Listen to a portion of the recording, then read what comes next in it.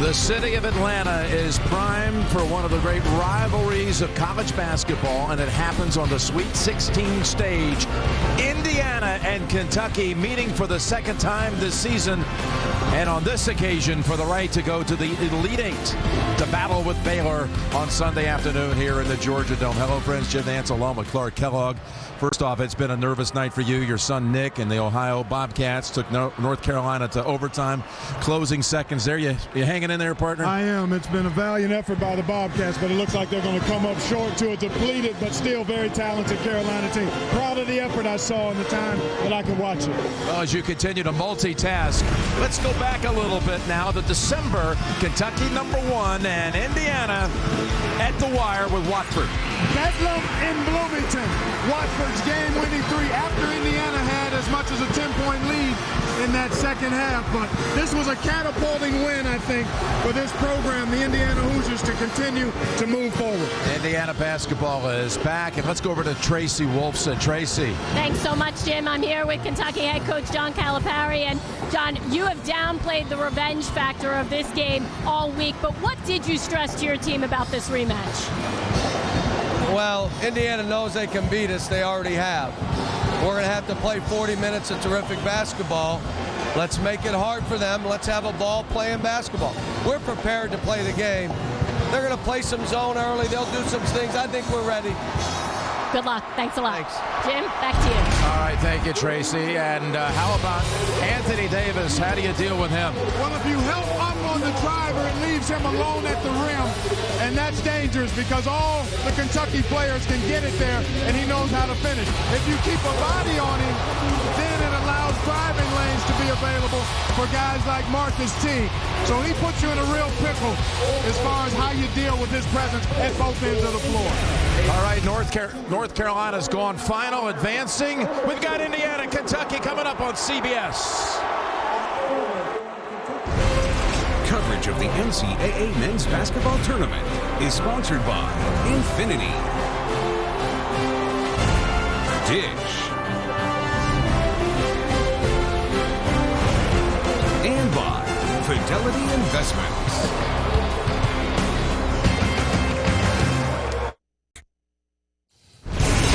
Greg Gumbel in New York with a tournament update. It is all over in St. Louis.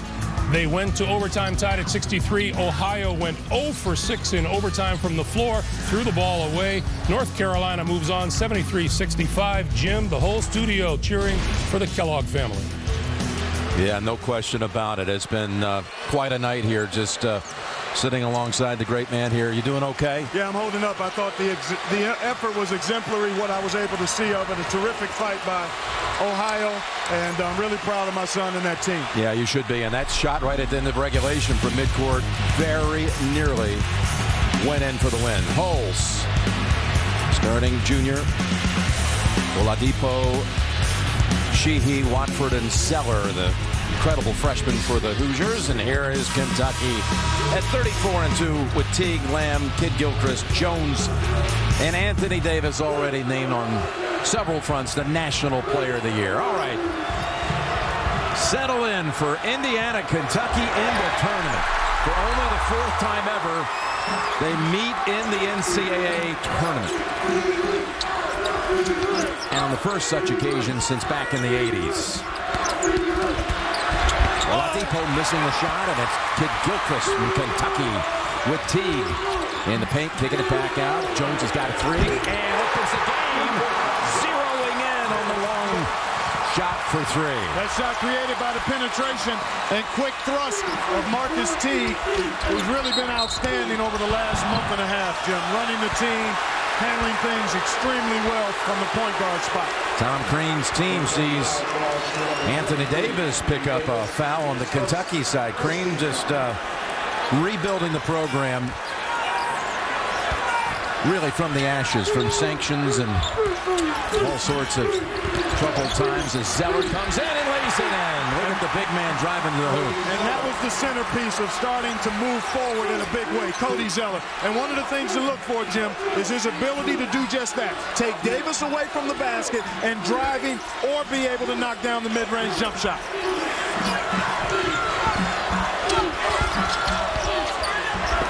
Now Jones, another jumper. By the way, he had 2 points in that game at Indiana, and he already he's put up, actually had 4 points and a rebound. That's it.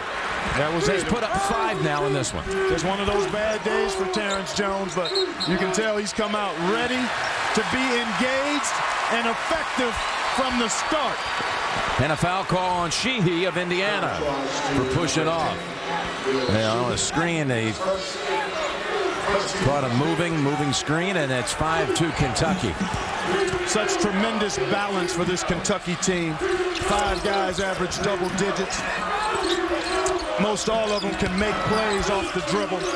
Got to really be sound defensively. And then on the glass, good box out there, and Hall's dangerous in transition if you don't tag him. Underneath, Sheehy for the dunk. And it's the Wildcats lead by 1. Well, I like that quick attack, Jim. One of the best ways to negate an outstanding half-court defensive team is to beat them down the floor.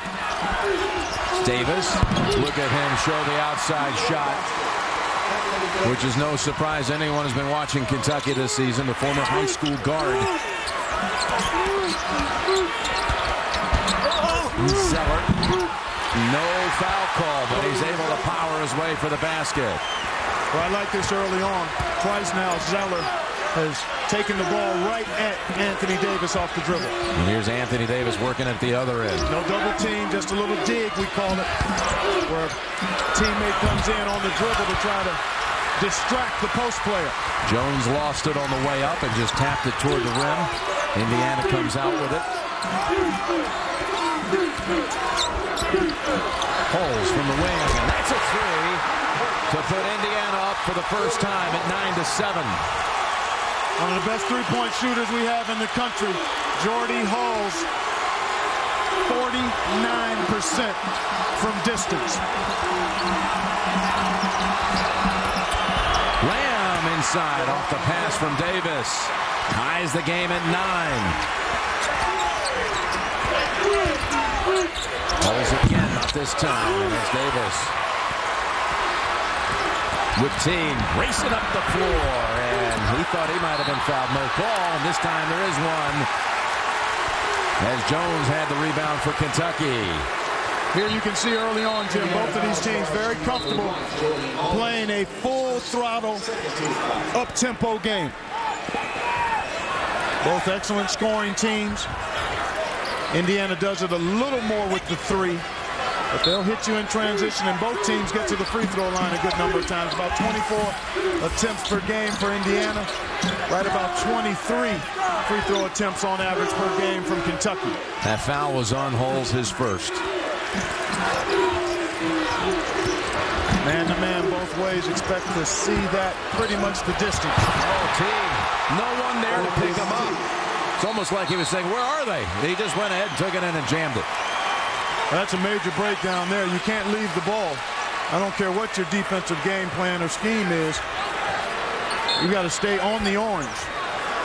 Opening minutes here, your impressions. It's a big-time atmosphere, though, with 2 big league teams. Yeah, storied programs, an Elite 8 berth at stake. The revenge factor is, though, even though players downplayed it, Jim, the Kentucky Wildcats have thought about it, believe me. You get beat by a team, it's your first regular season loss, your only regular season loss, and you get a chance to play them again, you want to get them back. Davis blocks the Watford shot. Over to Lamb with the 3. He's got it!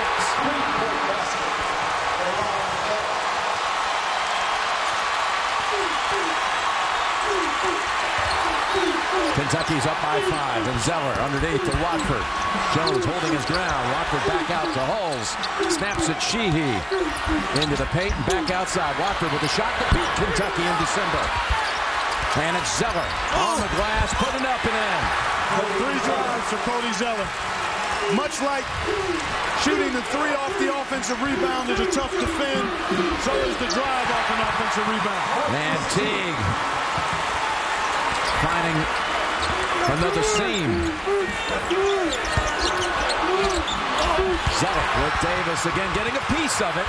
On the floor, it's into the arms of Teague. Kentucky got numbers, got Lamb. He is fouled as he launches it toward the basket. Foul is called on Hulls, and that will be his second. We reach our first break.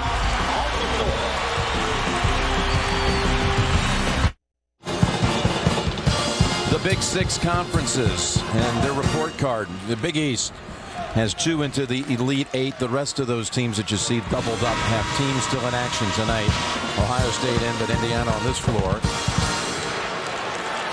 Well, you got Kentucky and Florida both in action right now, as well as Kansas and North Carolina State. So here we are, 16-11, and the Wildcats lead it. Very intense start to this game, just 5 minutes and 2 seconds in. The second foul on Jordy Hulls, a concern for Indiana. Remy Abel comes in to replace him. The freshman has been getting more and more playing time as the season's gone on. He'll have to step up big here in this first half. Very good body, good quickness, and a capable defender. On the floor, jump ball belongs to Kentucky. Coming up, AT&T at the half. Greg Gumbel, Greg Anthony, Kenny Smith, Charles Barkley. They'll take you on for a live look at NC State and Kansas on TBS. And the latest NCAA tournament news. Anna Naismith, watch, presented by AT&T, all coming up on AT&T at the half.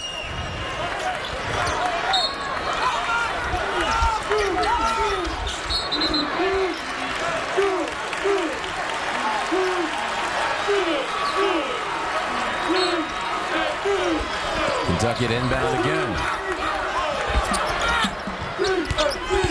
Kidd-Gilchrist driving in, and somehow that rolls out. Well, you want to make Kidd-Gilchrist shoot the jump shots. You don't want to escort him to the lane. Easier said than done, but poor defensive angle that time, I think, by Sheehy. Oladipo. You don't want to let him drive either if you're Kentucky. He is excellent at getting to the rim. Sheehy got a hand on it to force Kentucky's first turnover. Watford into the paint. Sheehy bounce pass. And Oladipo is fouled, and Calipari can't believe it. Foul on Anthony Davis. That's 2 on him. By the way, Mark Harmon stars in a new NCIS Tuesday on America's #1 network, CBS. So that's a big headliner here. Davis with 2. Hulls on the Indiana bench with 2. Well, you know, Davis had 4 fouls in that first meeting, and since then, Jim, he's not had more than 3 in a game. That's going all the way back to December. So out he goes. Darius Miller, the beloved Kentuckian, in his senior year will be seeing a lot of minutes, no doubt, again tonight. Coming off of 35 minutes in the win against Iowa State. 2 made by Oladipo. Well, with Davis on the bench, it certainly affects what Kentucky is defensively, but offensively it takes away one of the weapons that they like to use, throwing the ball above the rim for alley-oops. Teague unable to get the finish. Offensively, Kentucky becomes a tad more explosive because Miller can shoot the 3 and he can go off the dribble, and he's also a creator for other people. Here's Remy Abel now, who's out there in place of Hulls. And that's a foul call on Oladipo. Illegal screen, Jim. Yep. Easy call. He wasn't stationary, and he made too much contact with the defender.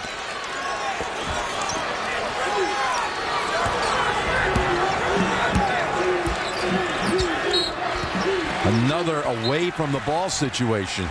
And did they get Oladipo? Might have been Zeller. It is on Zeller, and that's his first. So we've already had 3 fouls called away from the ball handler. 16 fouls on Indiana, Jim. Lamb picks it up. Well, Kidd-Gilchrist does such a great job. There's a second foul on Zeller. Wow, 2.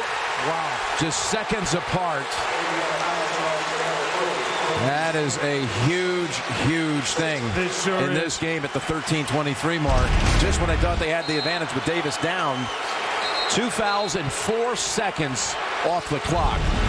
Well, So, I'd like to see that play allowed to be played on. No, there was contact there, but no real advantage, disadvantage. It moved fairly well laterally. Incidental contact. I would rather that one not be called. Lamb off again. That was the 16th foul. Abel's pass picked off by Lamb. Pritchard's on the floor for Zeller, number 25, and here's 25 of Kentucky. Drawing another one on Oladipo. Nope, hold on a minute. That's on Abel. Watch every 2012 March Madness game live on your computer, your iPad, your iPhone, or select Android phones with NCAA March Madness Live. Visit ncaa.com/March Madness for more information. Teague will shoot 2.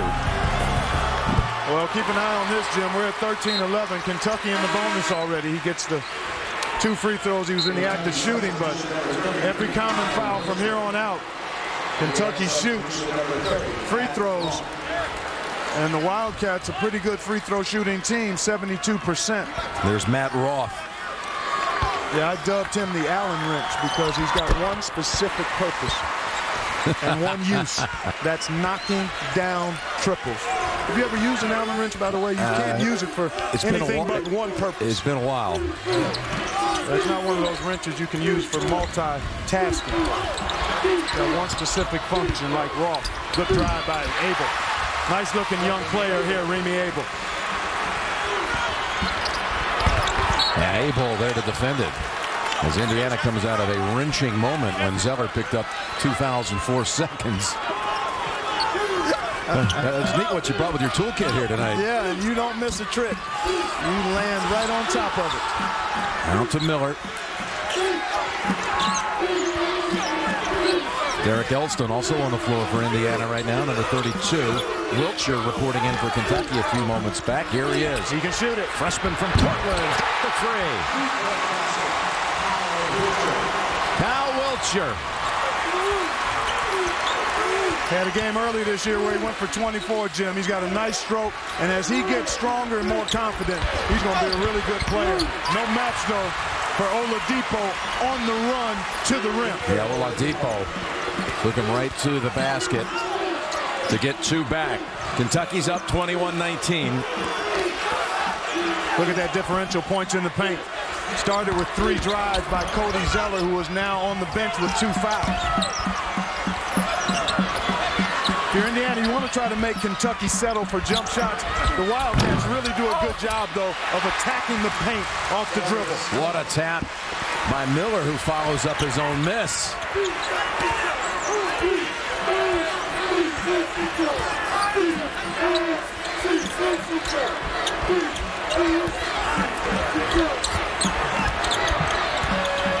Pritchard gives it up. Oladipo. He wants to drive in again, and the shot doesn't drop, but draws a foul on Kentucky. On Wiltshire. Kentucky has it 23-19.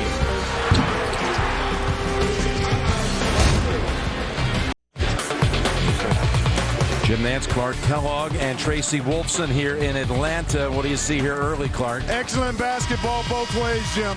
I tell you, both of these teams are really good offensively.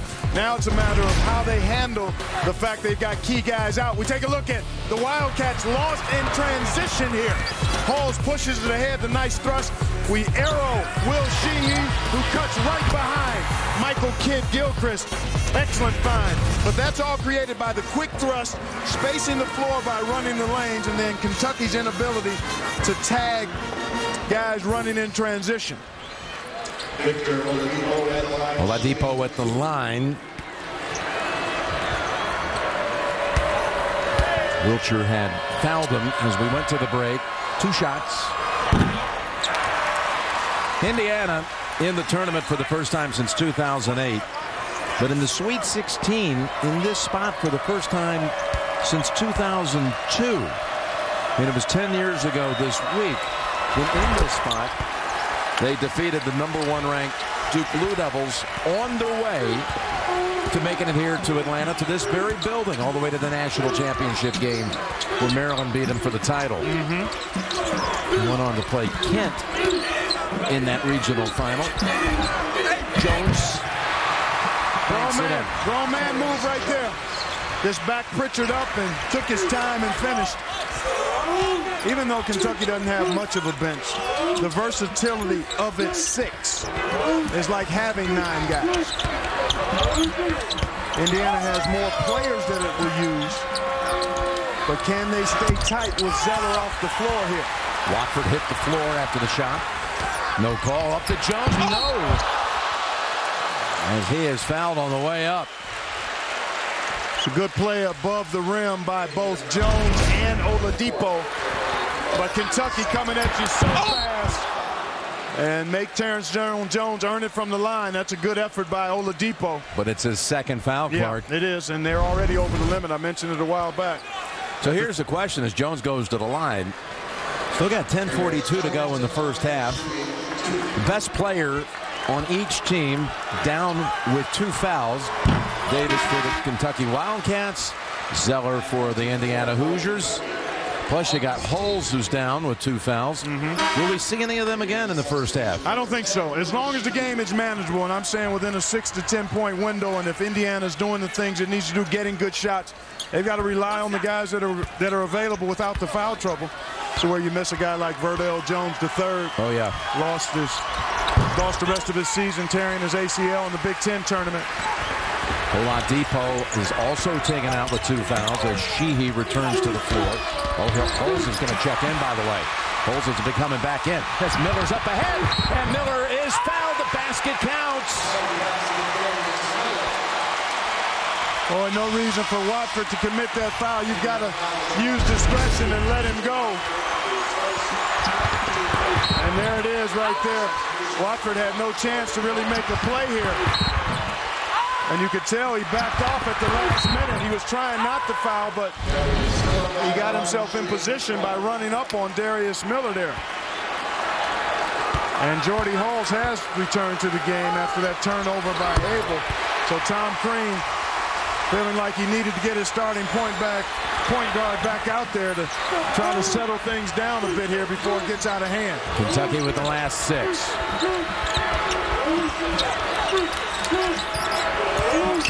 Here's Holes bouncing it down low. Sheehy has to come back out with it, and it's off Indiana. It's off Pritchard.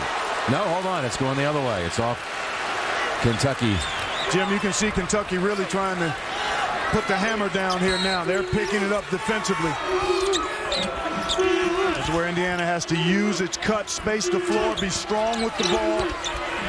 Tough shot there. Watford able to hit it, though. His first points of the night. Got to get back in transition. Jones dunks it down. You saw that one coming, Clark. And Tom Crean is livid. You can't give a high-octane team open court opportunities at the goal and think you're going to have a chance to beat them. Timeout, Indiana. Teague to Jones. Kentucky up 9. Terrence Jones, as talented as any forward in the league, in the country rather, and this young man came out ready to roll. A 3, a 2-pointer, a drive, showing you his full package. And then he actually got a little header using his dome right there. He bounced out enough times it's going to hurt. So Davis still sitting down, as is Zeller. Going to stay. Well, hold on, let's check. Zeller is coming back out, so they're going to go ahead and bring Zeller back on the floor. Well, it's more desperate for Indiana right now than it is for Kentucky, Jim. Yep, no question. Not just by the score, but by the way things are going. Indiana lacked continuity and stability with Halls out for the time he was out, and then Zeller as well. So I like this move, quite honestly. I mean, you don't have any tomorrow, so you've got to go for what you know right now if you're Tom Crean to try to reel this game back in, and you've got to trust that Zeller can be aggressive and smart and play as much time as he'll be on the floor the last 9:45 without picking up that 3rd foul. Eloy Vargas, who has not been seeing a lot of playing time lately, but he's out there and he picks up a foul. Only the 4th team foul on Kentucky. Vargas, number 30, senior. It's one of the things, for as good as Kentucky is defensively and shot blocking and pressuring, this team does not foul a lot. And it's Zeller. Parker's trying to defend, and a foul is drawn. This one's on Lamb. His first. This year, enjoy more madness with Coke Zero. Text CAMP to 2653 for a chance to attend an ultimate basketball camp with 3 of your friends. So here is Zeller at the line. Cody, the 6'11 freshman and younger brother of Tyler Zeller, who's on to the Elite Eight tonight with his North Carolina Tar Heels overtime victory over Ohio. Indiana's top scorer and rebounder hits both free throws. Well, already paying dividends by getting him back on the floor. You saw what he did. Jim drove right at his defender and drew the foul. Tough matchup here for Matt Roth, giving up an awful lot of size. Wiltshire short with the shot. Look at Vargas. Just fires it up toward the basket wildly, and Indiana comes out with it. Sheehy taken off. Now pulls back after Miller shuts down the lane.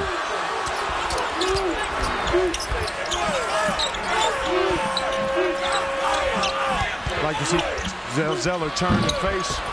That's not a bad look at the jump hook, but I think he's got an advantage if he turns and faces his defender so he can drive it. Indiana gets the loose ball. Hulls and Miller are waiting for him.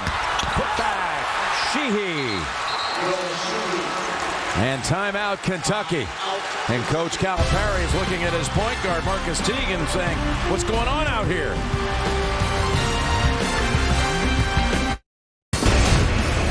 Two of the winningest programs in NCAA history here in Atlanta. Of course, UCLA with the 11 titles, Kentucky with 7 championships, and Indiana with 5, including that one down in New Orleans in '87. Of course, Carolina with 5, and a couple of titles earned down in the Big Easy. Basketball royalty right there. Nice little mini surge here by Indiana, Jim. The reinsertion of Hulls and Zeller coinciding with this little run. So Tom Crean, give him credit, recognizing that things were starting to slip away and got his 2 starters back on the floor, even though they have the 2 fouls. There's Hulls with a jumper, yes, and it's down to 3 as Davis. Are they committed to keeping him out the whole first half, the rest of the way? Well, 6-point run.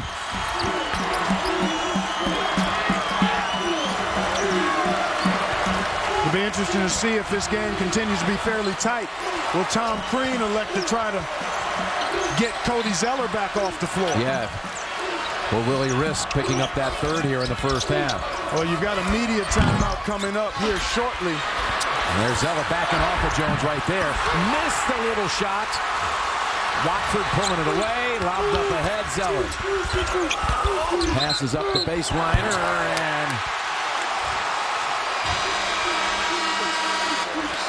and a turnover committed by Indiana. So the traveling call brings us to the under-8 timeout. Coverage of the NCAA Men's Basketball Tournament is sponsored by Coca-Cola Zero, the new Enterprise Plus, and by John Deere.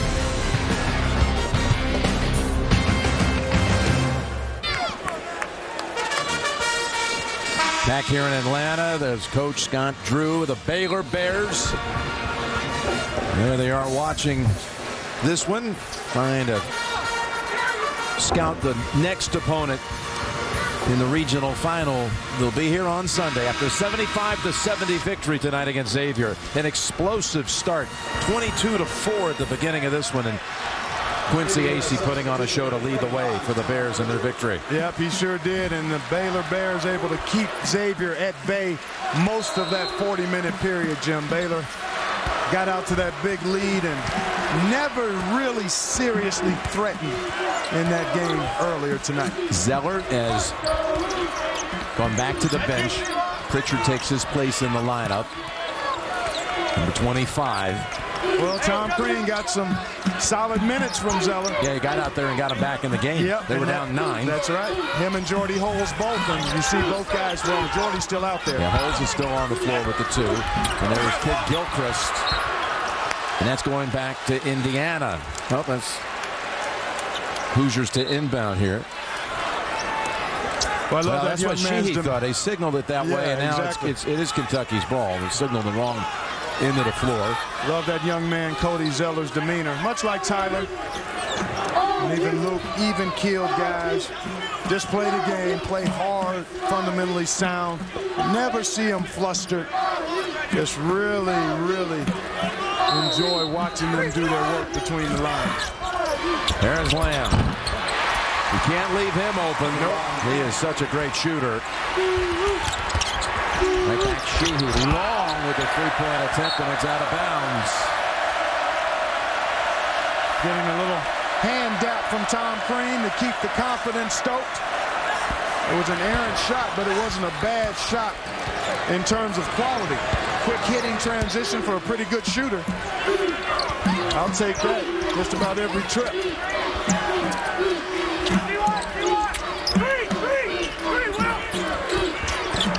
Tough matchup here. Well, I thought Terrence Jones should have held on to that and gone to work. He had a small guy on him, smaller, and Sheehy gave that ball up too early.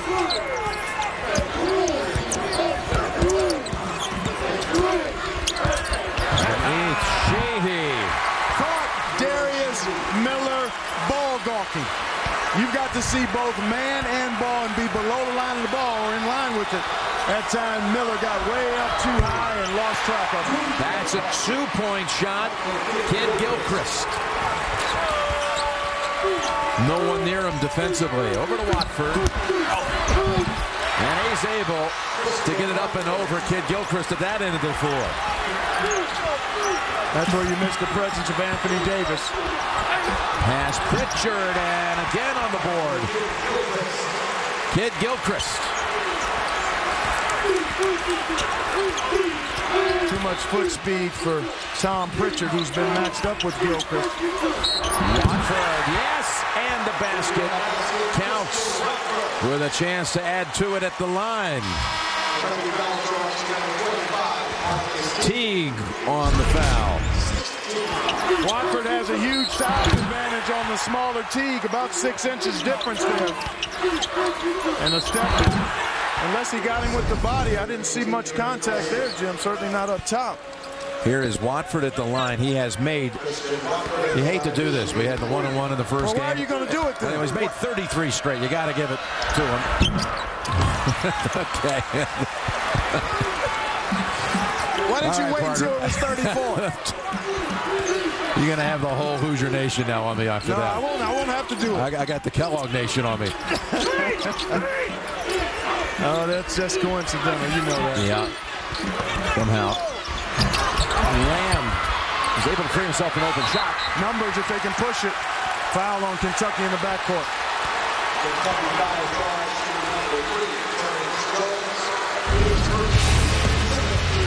Oh, this team is, again, with such balance.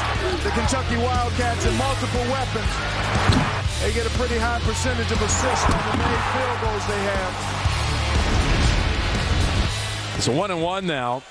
Derek Elston will have the chance to trim it to 1. You know, last few possessions, Jim, I get the sense Kentucky is just in a bit of a hurry here. Tipped out to Hulls. This could tie it. Watford does from outside. A 3-pointer.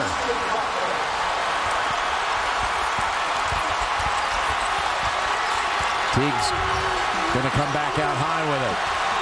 Inside of 5 minutes to play in the first half. Indiana's come back from 9 down.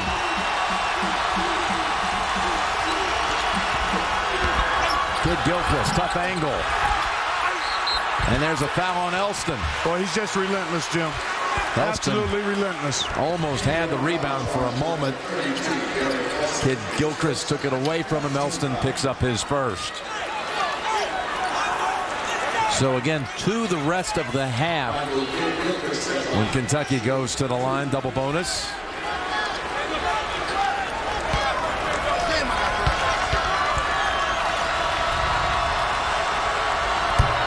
He had a strong game against Indiana back December 10th. 18 points, 9 rebounds. The first team All-SEC player has one more to go. He's only had 16 points and 10 rebounds total in his last 3 ball games. Yeah, only 2 points against Iowa State last Saturday night. Got them both on that trip. 39-37 Kentucky.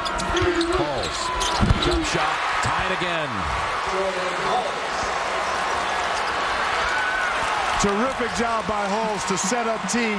Curled him into the lane because Teague was chasing him coming off that screen, and then had the little short jumper in the lane. Kidd-Gilchrist getting open shots. And that's by design, Jim. They don't want him to drive, so they're baiting him into settling for that perimeter shot. He's not become proficient at that so far in this game. Watford puts Indiana ahead. Again, Halls, the floor general, setting it all up. A 19-8 stretch.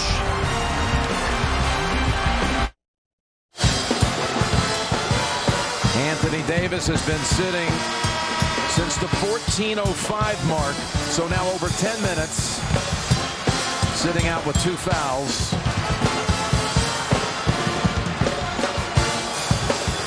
And you just saw the point differential, +3 for Indiana. I think that's part of the reason you don't see Anthony Davis back on the floor. And maybe John Calipari has just resigned himself to the fact that I can't afford to have him with 3 going into the second half. I'm trusting my team to be able to hold things down until we get to the second half. Teague short with the shot, rebound bounces over to Elston. Jim, I tell you, I think Kentucky's settling for too many quick perimeter shots here in this stretch where Indiana started to seize control of things. Tough shot. Watford gets the bounce, and Kentucky has its biggest deficit of the tournament in 3 games. They're down 4. And that's off the foot of Kidd-Gilchrist. They're going 100 miles an hour for no reason. The Harbaugh family. You see John Harbaugh, the Ravens coach, right there, and there's Jim Harbaugh to the left of your screen.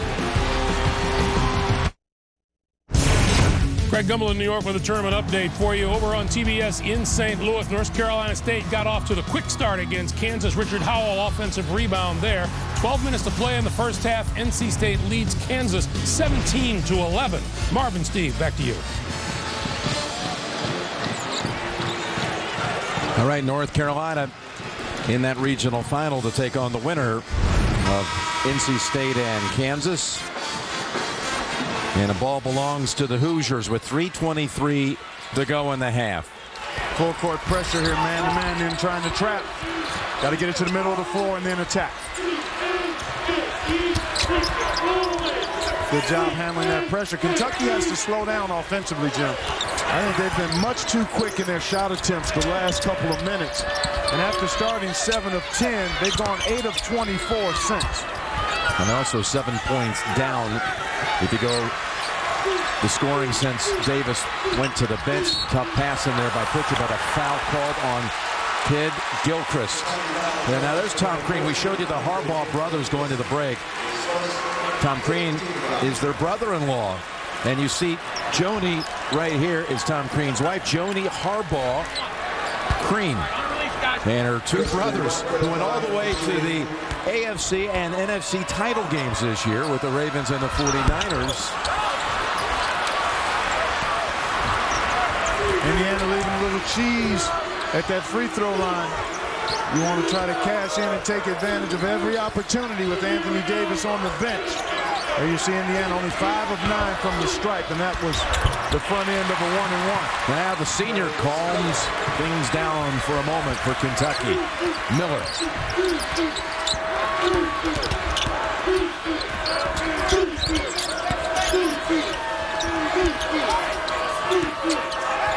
Tom Pritchard is primarily a screener, a ball facilitator, and he can catch and finish at the rim. Doesn't have the versatility of a Cody Zeller to take his guy off the dribble, but there he is, all right. Richard missing on the dunk. The presence of Teague got him off balance. And inside of 2 minutes to go, and Davis is going to ride it out till halftime with the 2 fouls. It clears as Teague gets free. Tap up and in by Jones. Yep. To tie the game at 43.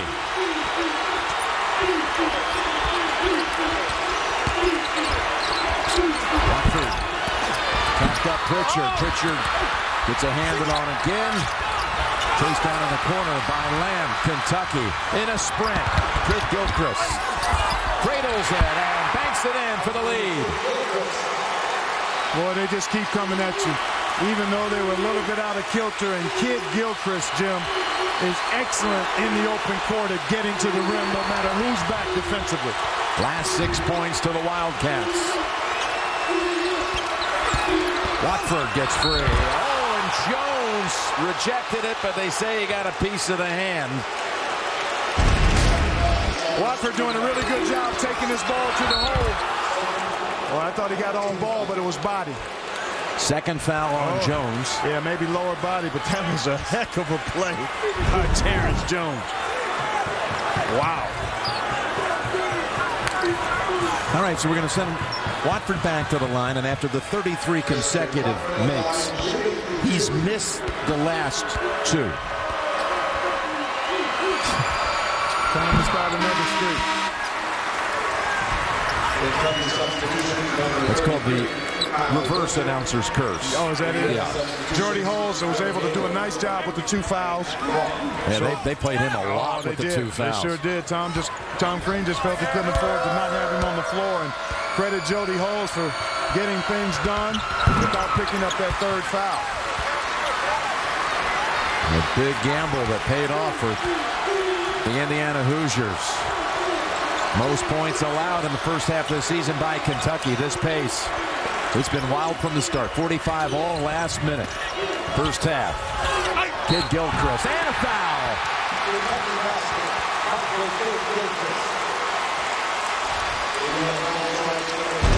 Kidd's just a big-time winner. You watch him work, and he just continues to go at people. High energy all the time, and Pritchard just doesn't move his feet well enough. And by the time he does, he's got his body into him to commit the foul. First foul on Pritchard. And that gives Kentucky the 3-point lead. 49 seconds to go in a half, and Elston in for Pritchard.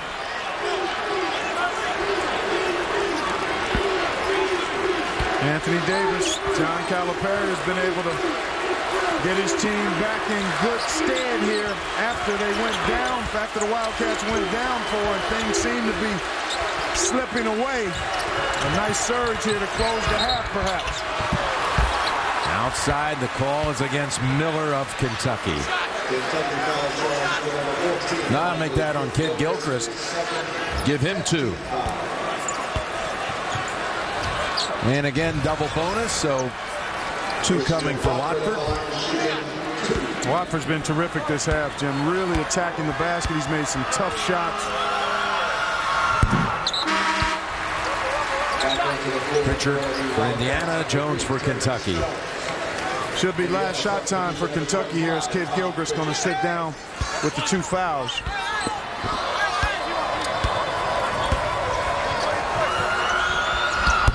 Four straight makes.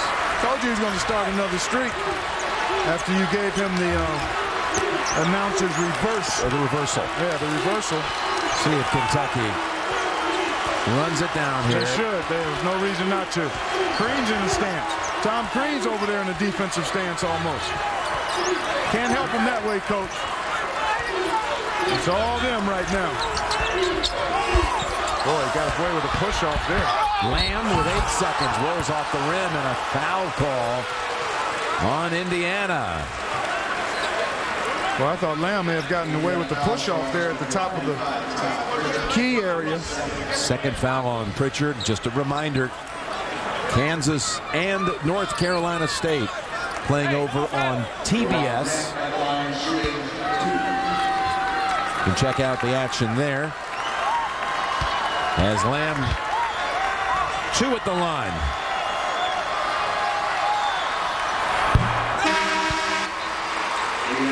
Hulls reinserted for the final 7 seconds. Good chest move by Crean. Put the floor general back out there. And Lamb, who was a big part of the Kentucky Final Four team of a year ago, will shoot one more.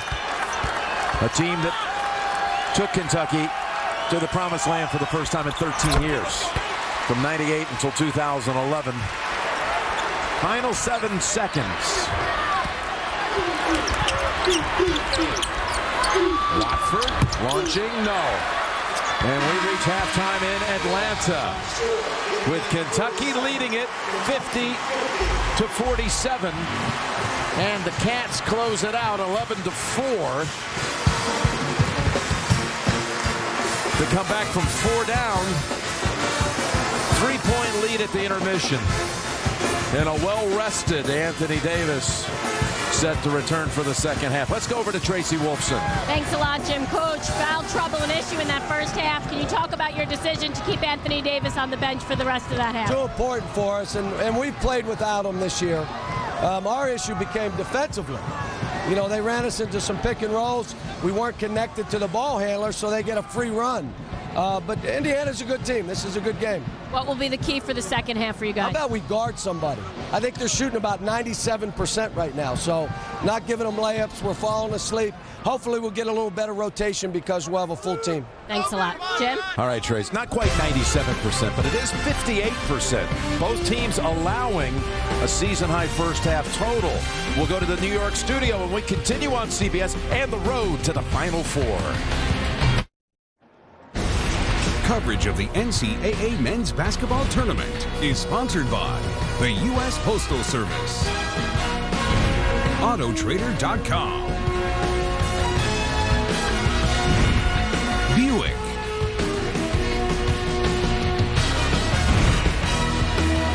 and by Bud Light.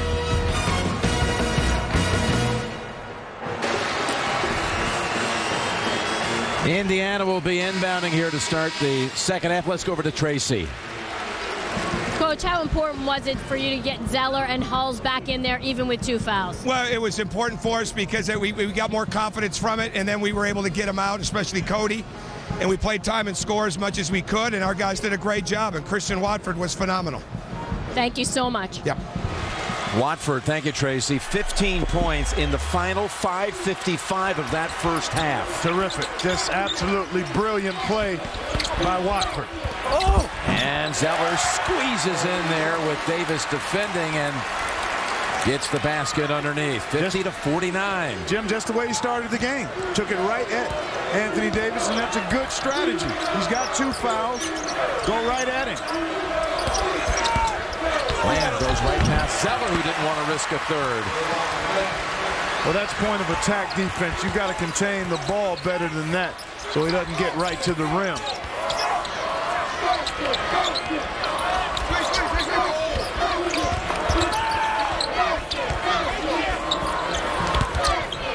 Holes with a jump shot short. Sheehy, though, ran right to the spot, anticipating. Watford. Count the Hulls. Much bigger man on him is Jones. And tapped last by Davis. It'll go back to Indiana.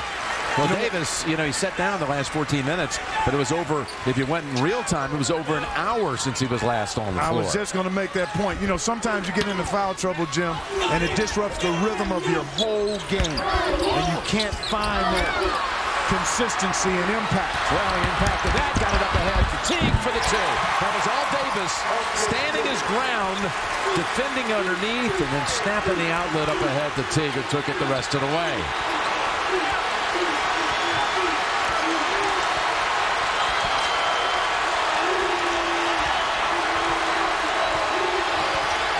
Good matchup here. Kidd-Gilchrist against Oladipo. It's Zeller challenging Davis again. This is the shot long. Kentucky. And Kidd-Gilchrist has his arms taken away by Sheehy, so we'll go to the line. Second one on Sheehy. Masters Live streams exclusive video of Amen Corner 15 and 16 in featured group. Go to cbssports.com/masters and masters.com. Yes, that tradition, unlike any other, the Masters on CBS, is fast approaching.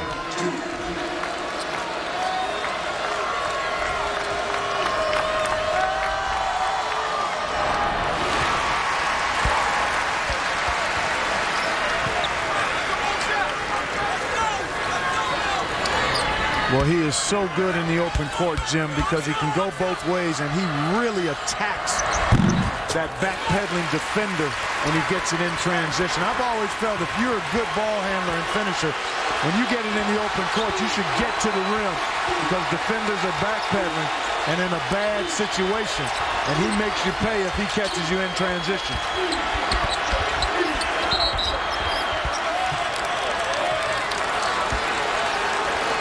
And a foul's called on Terrence Jones, his third. So he becomes the first to reach that number of fouls. And he'll sit down right away. Yep, Darius Miller bounces off the bench and takes his place.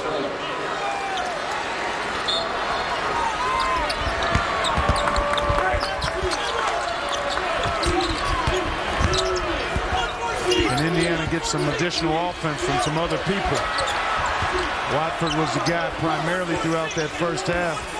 Victor Oladipo is dangerous when he's got an open lane. There he goes, driving and scoring. Victor Oladipo. He's got 9 on the game. Even Steven points in the paint. Everything about this one is practically even, Jim, when you look at the stats for the first half.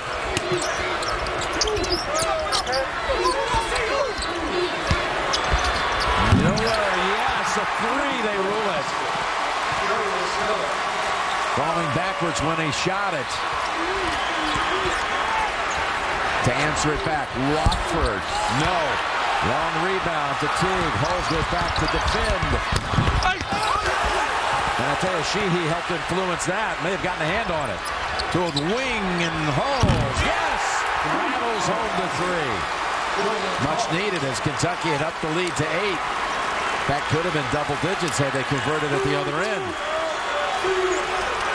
But both of these teams so good in transition. And one of the ways you try to negate any disadvantage you have inside is getting scores in the open court game. Coach Cal thought there should have been a call on that open.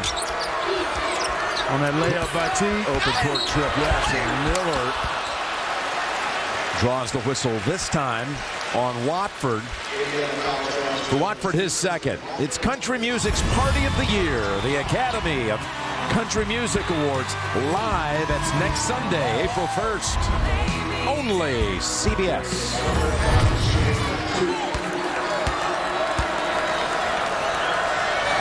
And Miller, pure on the first. Jones wasn't out for long, was he? He sure wasn't. With the Lamb three? sits down, yeah.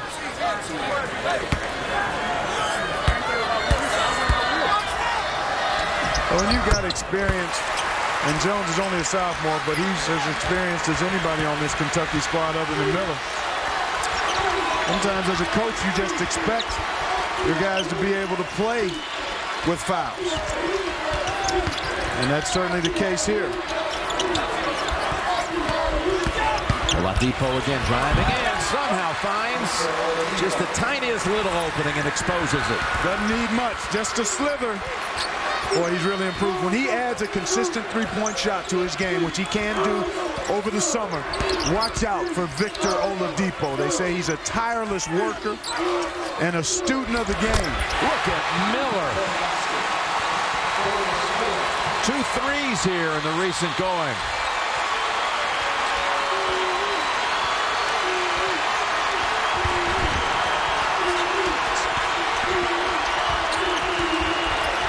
Basketball as it should be.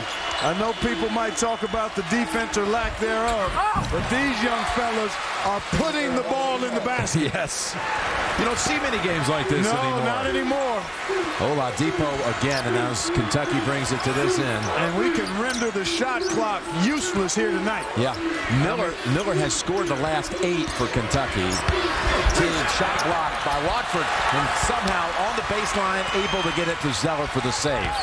Oladipo again, bounce pass down low. Sheehy with the left hand, reverse. I'll tell you what, Jim. One of these teams is going to have to offer some resistance for a 2 or 3 minute period at the defensive end, and that's going to turn it. That's who's going to come out on top, or it could be last team with the ball. Seen that before, haven't they? Kidd-Gilchrist, though, puts Kentucky back ahead by 6. Up ahead to Zeller, and he lost the handle. 8 players in this game already in double figures. 4 on each side, including Oladipo. Kentucky's lead at 66-60. Boy, what a game this is. Well, the first 2 slots in the Final Four will be filled tomorrow. Full slate of college hoops beginning with the Infinity tip-off on True TV. You got the Division II championship on CBS, and look at this: Florida, Louisville, Ohio State, Syracuse. I'm sure many of you saw that interview earlier tonight out of the studio. Greg Gumbel's great interview there with Coach Billy Donovan, Coach Rick Pitino. 25 years since those two teamed up, led Providence to New Orleans to the Final Four. Coach Rick on the sideline, Billy the Kid on the floor, number 34. Now they'll meet tomorrow for the right to go to New Orleans. We'll see it on CBS. Billy the Kid was spraying threes, and Rick Pitino, the first coach that really fully embraced the three-point shot as a way to win. Well, boy, did he ever. It was right when the three-point shot came into play. Yep. And he had it figured out ahead of anyone else. How to use it effectively and defend it. Zeller traveled, no basket. 6 rookie cops in one gritty city, NYC. 2-2. Premiere Sunday, April 15th, only CBS. Boy, this game has been up-tempo, high-octane, and cleanly played in terms of turnovers. Only 10 total. Big-time rebound and almost a strip away by Oladipo. Timeout called by Kidd-Gilchrist on the floor.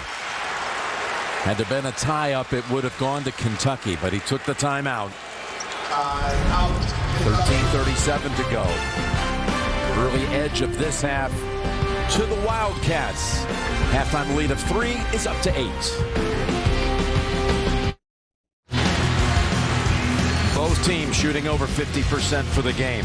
Kentucky's Davis with 2 points, but his Cats are up by 8 with possession. Jim Nance with Clark Kellogg and Tracy Wolfson here at the South Regional Sweet 16 at the Georgia Dome. And that goes right through the fingertips of DeRon Lamb. First turnover in the last 10 minutes of action for Kentucky.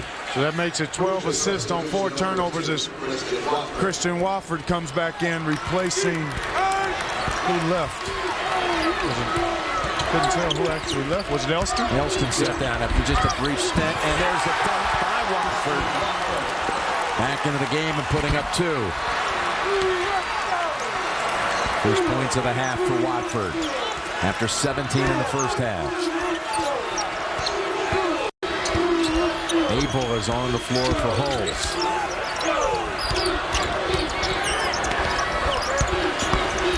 Oh, and Davis just threw it up thinking he was going to draw the foul, but nothing there. All those first half foul concerns for the big stars, nothing more has been added to them as Watford unable to hit the 10-footer.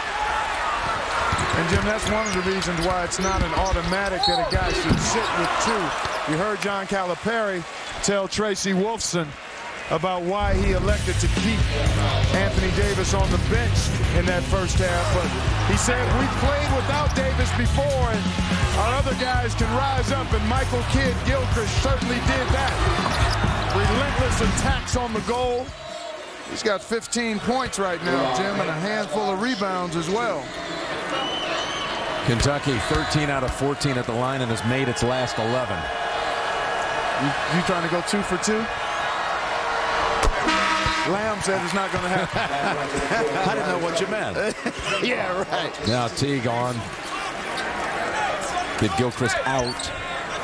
Well, you look at this game, Jim, and you just see the explosiveness and the number of weapons that Kentucky has. Driving to the ball, to the goal, knocking down threes, Miller or Lamb.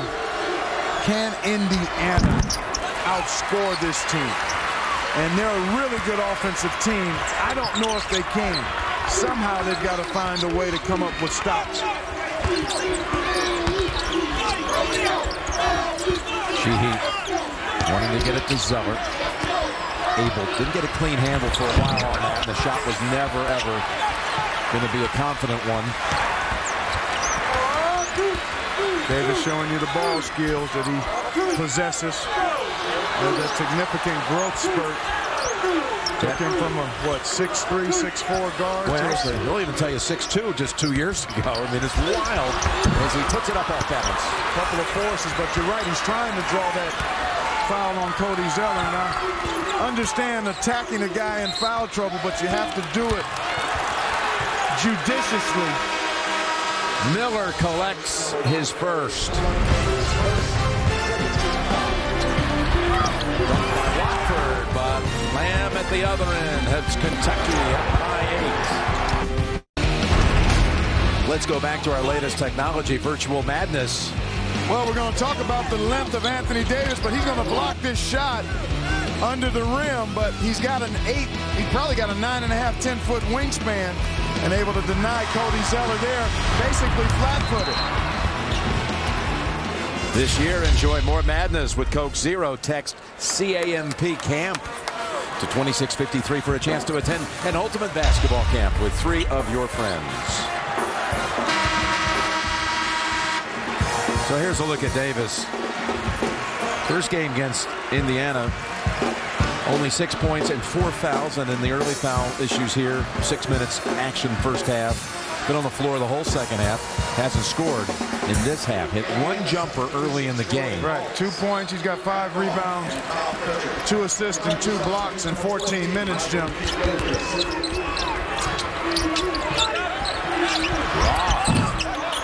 Off the rim. Pritchard able to get it off the hop. Oladipo inside and not to be denied. And the Harbaughs are standing throughout. Well, they're used to standing, being on those sidelines in the NFL. No doubt. Yeah. What a coaching family, of course. Major. Tom Crean's father-in-law, Jack Harbaugh, legendary college football coach in his time. And here's Lamb inside and able to again put up 2 more. Well, the threat of the three-point shot forces you to close out on him. And if you don't do it on balance, he'll go right by you. He's got 17, Clark. Quietly and efficiently. Oladipo decided to fire up the 3. All Kentucky with Davis underneath. And there's Teague.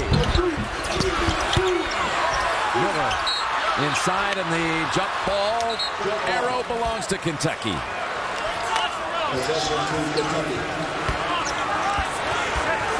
So Kentucky to inbound underneath. Largest lead it's had in this game was 9. That came in the first half.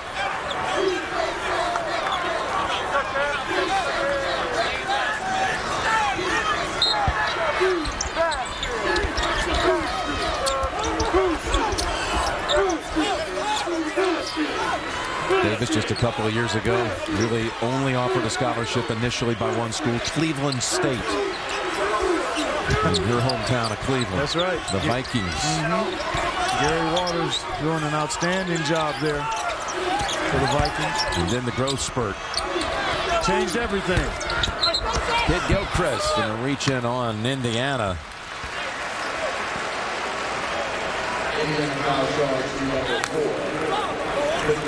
Oladipo on the foul. His 3rd. 4th team foul on Indiana, so still a couple away from the penalty. Don't want to pick up a foolish one here. Man, the shot rolls off. And there's Davis. That's blocked, but no, they say. Piece of the arm. Oladipo again. And that is 4 for him. Drives to the basket really compromise your defense, even if the shot is missed, because it's really difficult to get blockout responsibilities handled when that defense has been compromised off the dribble penetration. Anthony Davis with his third point of the night. Oladipo has to go out. Yep. Sheehy comes in. So does Zeller, but they also send back to the bench Roth.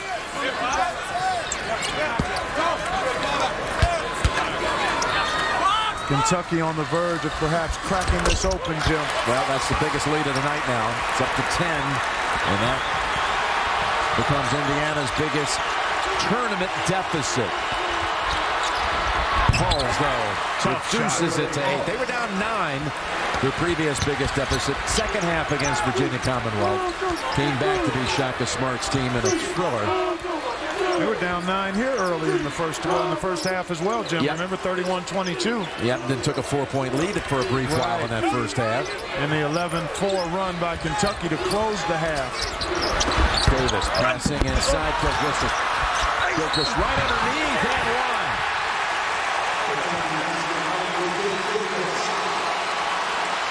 John Calipari says any coach in America would love to coach Kidd-Gilchrist. And you see why. Just relentless and persistent. Third foul on Watford. Yep. And got a timeout coming from the Indiana bench. 10-point lead and a free throw on the way. See real stories of human achievement featured on the Buick Human Highlight Reel at ncaa.com/Buick. So Kidd-Gilchrist will go to the line. The day that he announced that he was committing to Kentucky, the man who really raised him, his uncle Darren Kidd, didn't show up at the party that followed the announcement. He had gone to St. Patrick's High School there with Kyrie Irving. Turns out he'd suffered a fatal heart attack that very day that he committed to Kentucky. When he showed up to school just last September, he took on the name from Michael Gilchrist to Michael Kidd-Gilchrist as a salute to the man who made such a difference in his life. I think that also speaks to the fabric of this kid's heart and who he is as a young man, taking on a leadership role with this Kentucky team. Good play by Anthony Davis up top. Clearly all pumpkin. So the Hoosiers now down 11. His 169th block of the season. The Kentucky single season record by a mile. Is Watford too strong with the shot? 3 blocks on the night by Davis.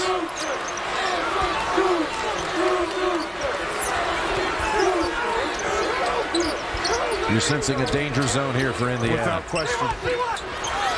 The ground is starting to crack under the feet of the Hoosiers.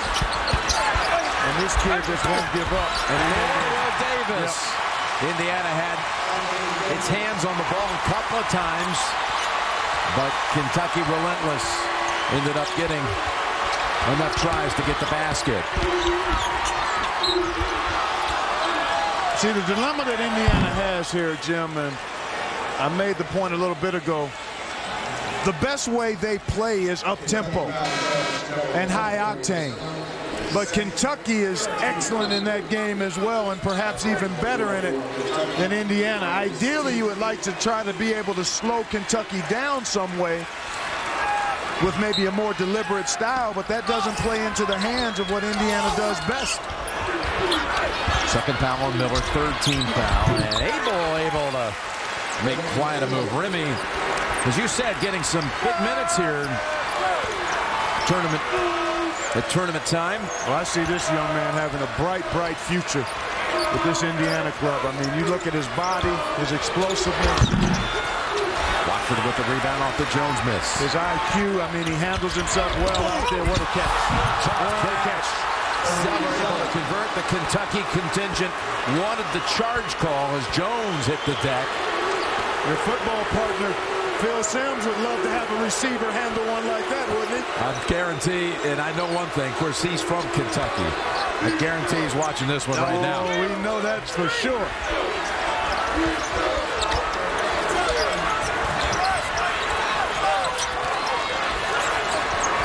That's a travel call. Go back to back to Indiana. Phil's from Louisville. But he follows, of course, Morehead State, his school. And there's Zeller scoring at the other end. He'll go back to Indiana out of the break. They're down 9. Greg Gumbel in New York with a tournament update for you on TBS in St. Louis. Kansas trailed NC State by 1 at halftime, but have had the better of it so far in the second half. Jeff Withey underneath for the bucket. Kansas leads at 42-35, just under 16 minutes to play. Jim and Clark. All righty, thank you, Greg. And well, just think about those two possibilities there in St. Louis on Sunday. North Carolina State. They played in the ACC tournament, a tight one. Yep. Or North Carolina, Kansas. I mean, it's going to be a beauty either way. That's right. That's right. Meanwhile, Baylor is all set here in the South Regional Final after its victory earlier tonight on this stage against Xavier. Will it be Baylor against Kentucky? Hold on, they've got a wet spot on the floor, so you stop the action. Or Baylor, Indiana. Indiana will try to mount the charge here at 7:45 to go. Well, Indiana made a nice little comeback against VCU. Shaka Smart's team. The Rams had another outstanding season this year. So a glance there again of Coach Green, strong National Coach of the Year candidate. Plus 15 wins this year, which is like approaching record territory if you go through the Big Six conferences, like the best since 1974. But they're going to have to mount a furious rally here now, because Kentucky can put points on the board. It's important for Kentucky to stay aggressive. I mean, still far too much time. I mean, we're at 7:40, so no reason to be thinking about anything other than playing exactly the way the Wildcats have played, aggressive and attacking. Indiana has to do the same thing. Watford making the move, and the ball came out. Kentucky forces the turnover, and Kidd-Gilchrist glides home. 20 points with the freshman from New Jersey. You know what he does so well when he goes in transition, Jim? He protects the ball and takes long strides, but he really covers that ball. He cradles it like it's a so football. they can't get to it. And so the defenders can't get to it, and then he's strong enough, even if they hit it, he's going through them. Teague pull-up jumper. No. Lamb inside. Saved by Davis on the floor. It'll come out the holes. Yeah, you can't take it away from him when he's got it like that. No, he cradles it and protects it. This is a big shot here. Got it, Watford. He waited for Davis to go by him. Brings it to 8 with 6:42 to play. Gilchrist either hurting a little bit or fatigue. Just looking at him, he's trying to catch his breath now. Trying to get Lamb free off a little curl. Good defense that time by Abel. Jones about to check in, leaving the Kentucky bench. Davis runs into Zeller, and there is the third on Cody Zeller. Sunday, travel the world on a new amazing race. That's coming up Sunday after 60 Minutes here on America's Most Watched Network. So there's that third one. Took a while. Did.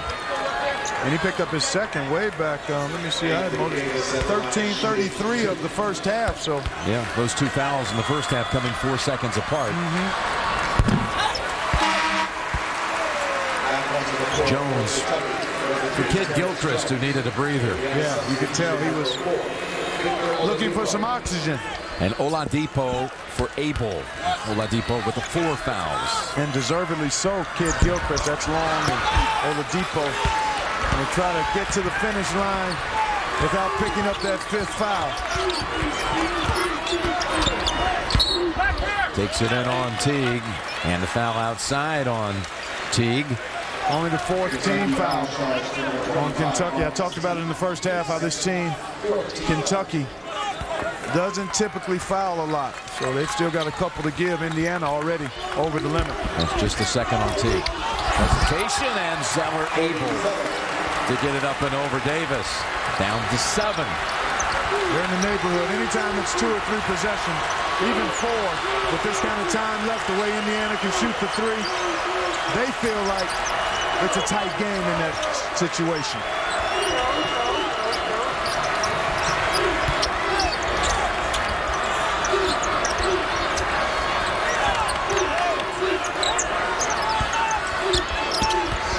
Jones looking for some help. 4 on the shot clock, by the way, and Indiana steals it. Over to Watford. Davis is out of position now. Watford in the paint. Zeller put back, yes. 82-77. Indiana has responded. 16 for Zeller.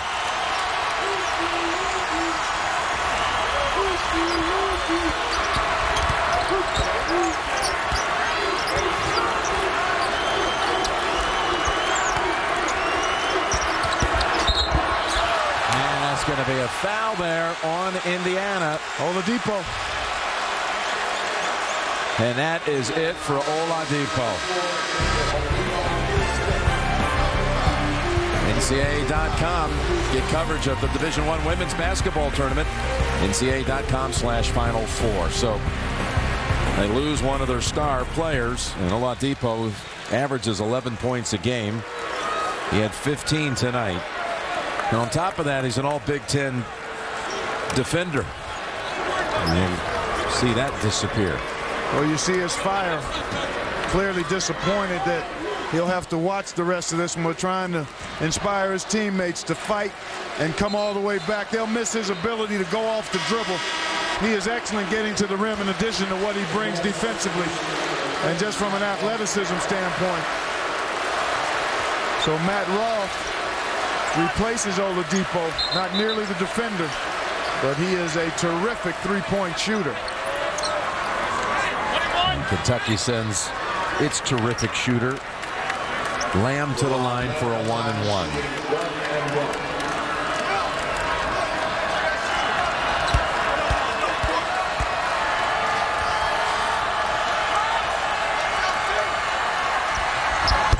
People that know the history of Kentucky, Indiana will tell you that probably the game that stands out the most is the time they met back in '75 in the tournament in the regional final of the Mid-East. Kentucky upset #1 and undefeated Indiana. The next year, of course, the Hoosiers came back and won the national championship without losing a game. Could have been. Had it not been for Scott May and a broken arm, Indiana could have conceivably had back-to-back undefeated championships. For those that were around that team, claim it was better than the '76 team. Well, the '75 team, and Dr. Steve Alfeld, the Indiana team doctor, is on that bench. He was on that '75 team that had beaten Kentucky by 24 in the regular season. And Kentucky then beat them 92-90 in Dayton in that regional final. As Watford is off on the 3, and Davis chases it down back to Kentucky, leading by 7.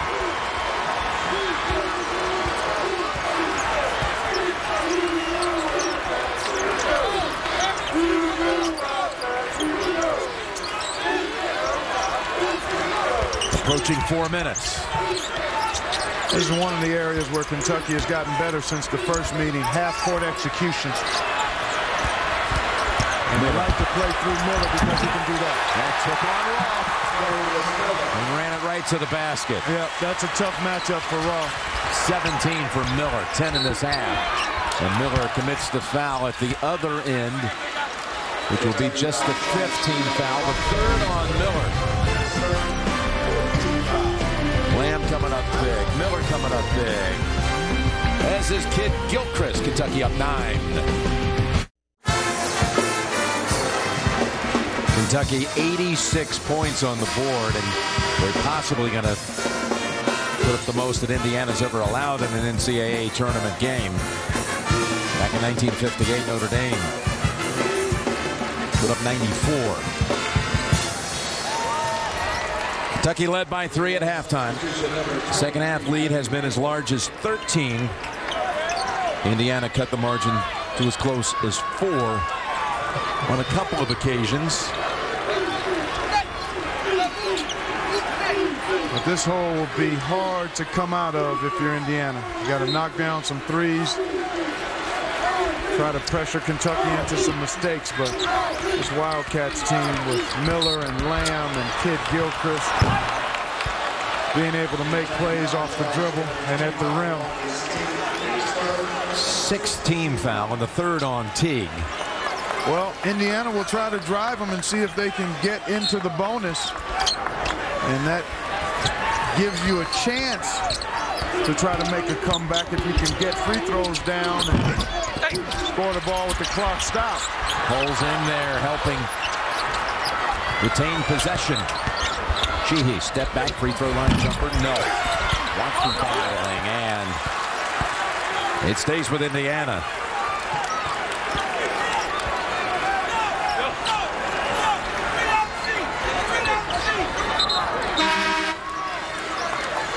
And Terrence Jones.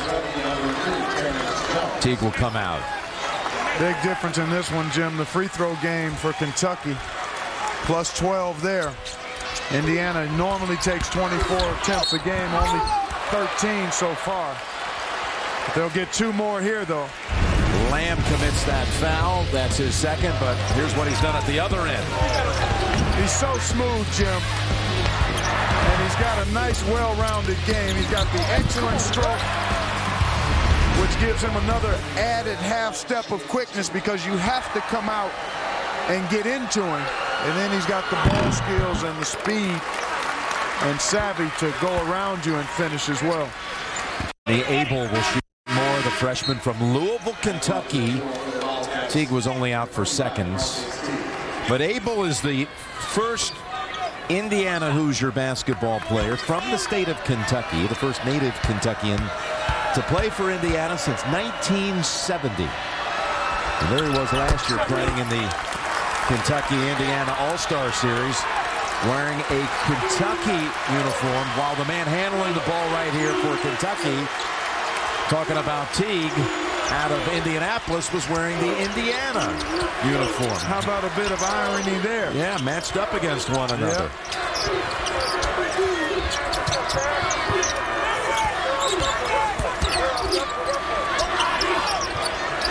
Tough matchup here. Miller holds defending, back out Lamb. Watford trying to influence that. Kidd-Gilchrist fouled on the way up.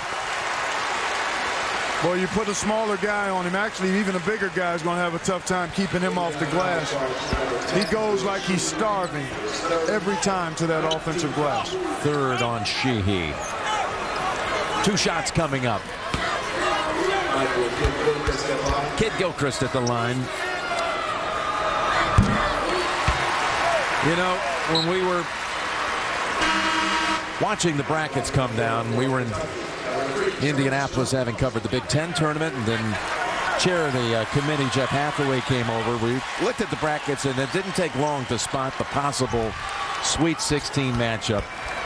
Kentucky, Indiana, you know, that just... Yeah, you just got kind of a natural radar for that kind of stuff. Started looking down the line because, I mean, how memorable was the game after all down in Bloomington, December the 10th? Right. With the Watford winner, the 3 to win it at the buzzer. And all the history, the rich history between these two. And I got to tell you, it hasn't disappointed as far as electricity. Not at all. It's been a great environment here. Tremendous energy and basketball on roller skates for a change instead of in boots. These teams have gotten up and down and have never, ever threatened the shot clock. Jones blocked the Hulls 3 attempt. Hulls was trying to cut it to 6. Blue Nation faithful starting to feel it, sensing that another game is on hand for Sunday. As Watford will send Teague to the line, 4th on Watford. And it's 10 team fouls, so double bonus the rest of the way.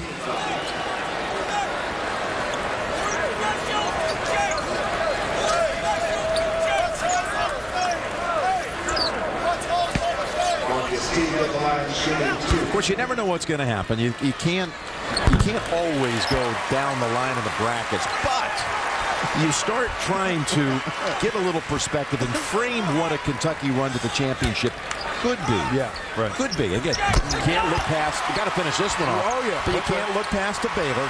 But perhaps it could be the all-time rivalry run to a title. It could be a Louisville team waiting for him in the national semis, and it could be a North Carolina team waiting for him in the championship.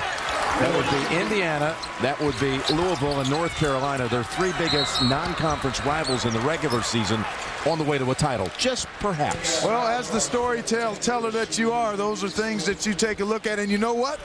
We might have it unfold, perhaps. Perhaps. It could happen. Just that way. It could happen. Strong move by Sheehy on the other end, but Kidd-Gilchrist to the foul line. He's been excellent from the free throw line. Has he missed one yet? I don't think so.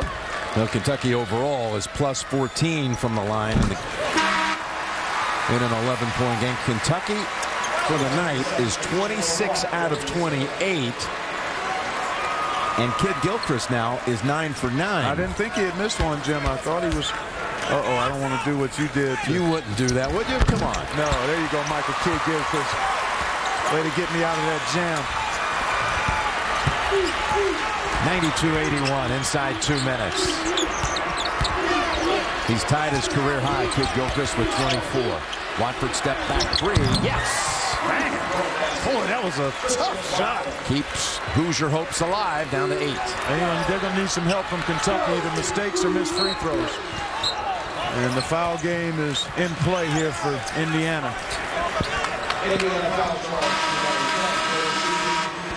Sheehy has fouled out.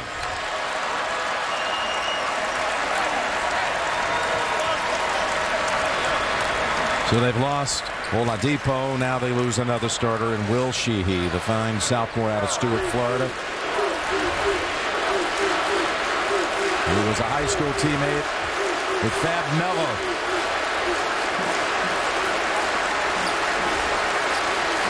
Little Syracuse, Ohio State action coming up tomorrow. One heck of a matchup tomorrow, Jim. The speed of Syracuse was really on full display yesterday in a game effort by the Wisconsin Badgers. I thought Wisconsin played about as perfect an offensive game as you could. Ball movement, spacing, three-point shooting right there at the end, and just could not quite make enough plays. Credit to Syracuse, Deion Waiters, Jardine, all performing. C.J. Fair had a terrific game as well.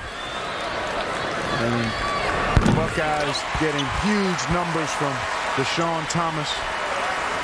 As you take a look at Victor Oladipo, this young man's got a bright future, Jim. I love the way he goes about his business. And with work on that perimeter shot, with his ability to get to the rim and defend, he could be a major, major impact player. I'm talking about all conference level and beyond. There's Zeller as Holes fed it to him down low. Abel tried to steal the inbounds pass and tried to sneak up from behind on Lamb. Well, you take a look at this Kentucky team and you start thinking about how do you beat them? How can you beat them? What's it going to take? There are no glaring weaknesses, Jim. No glaring weaknesses. Forget about the youth.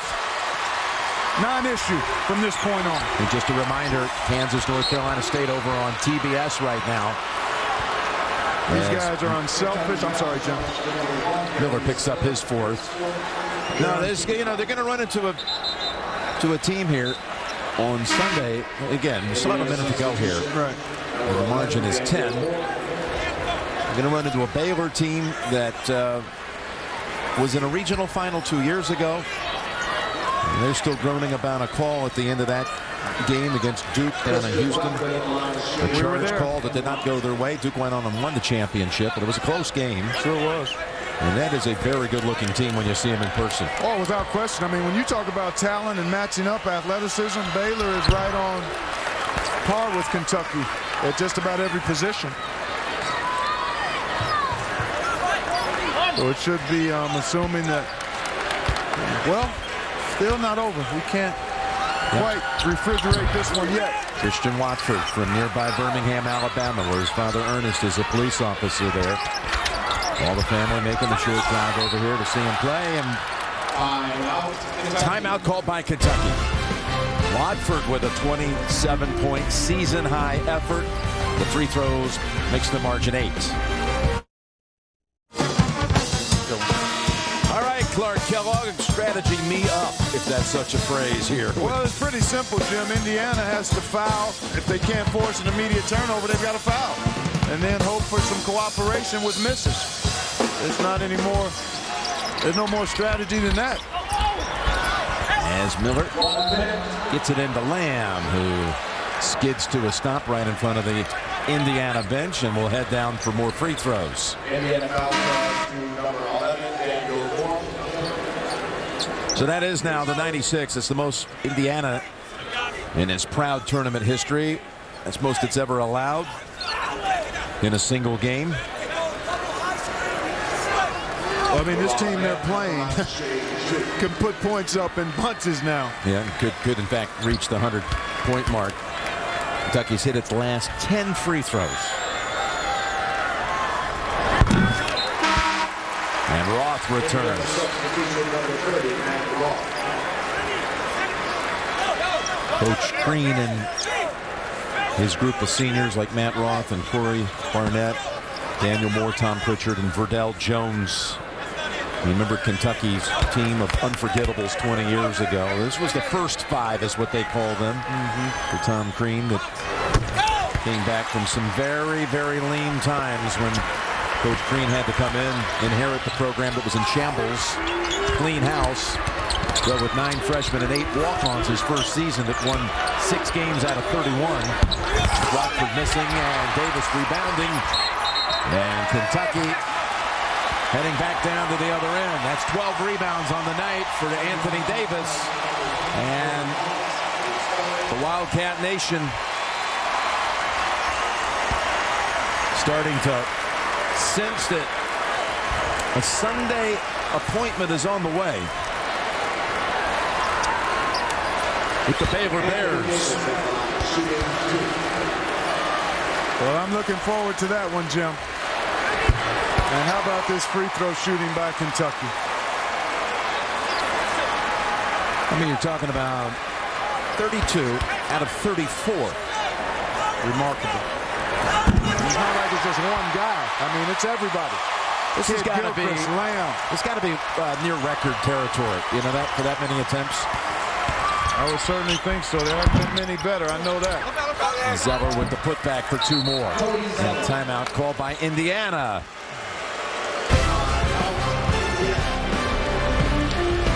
Kentucky reaches the 100-point mark, up 10. There he is gone. Well, there's Daniel Moore. One of the reasons Crean took that timeout is to give one of the first 5. We've seen Pritchard already. He's a member of that original Crean class. It's a nice gesture here, Jim. Tom Crean. And he's also going to try to get him in there to help make a steal if they can. Moore, the senior from Carmel, Indiana, just outside of Indianapolis. There's Moore, and also to commit the foul. One who can commit the foul. That's right. Yeah. So they now return to the lineup. Watford and Roth. Daniel Moore, actually, early in his career, he was starting games. He was a prominent player, right? Out of necessity. Hoosier program. He sure was.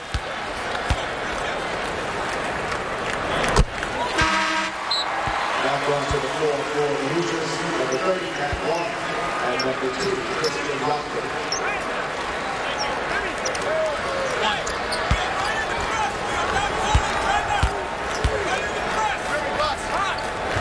And Kentucky just remarkable from the line. It sure is. 35 of 37. No crack at all. Indiana tries to fight back, and the free throws made by Kentucky, and Tom Crean says that's going to do it. Yeah, they'll let it go now. An Indiana season, the turnaround season to put them back on the map, is going to end in the Sweet 16. Much to be proud of. They beat a 1, they beat a 2, and they beat a 5 this season. The Hoosiers are back, Jim. Hoosiers are back, no question, and a huge recruiting class coming in. That's right. Promising future. But Kentucky is moving on. The Wildcats ratchet up the heat in the second half and go on to a 102-90 victory. On to the Elite Eight. So the South Regional Final is a 1 against a 3. Kentucky and Baylor will battle it out here for the right to go to New Orleans. And we'll see you back here for the South Final on Sunday afternoon here on CBS. You can turn to TBS right now for Kansas and North Carolina State. For Clark Kellogg and Tracy Wolfson, Bob Deacons, Bob Fishman, and all the crew, Jim Nance saying so long from Atlanta. We'll send you to our studio in New York after these messages.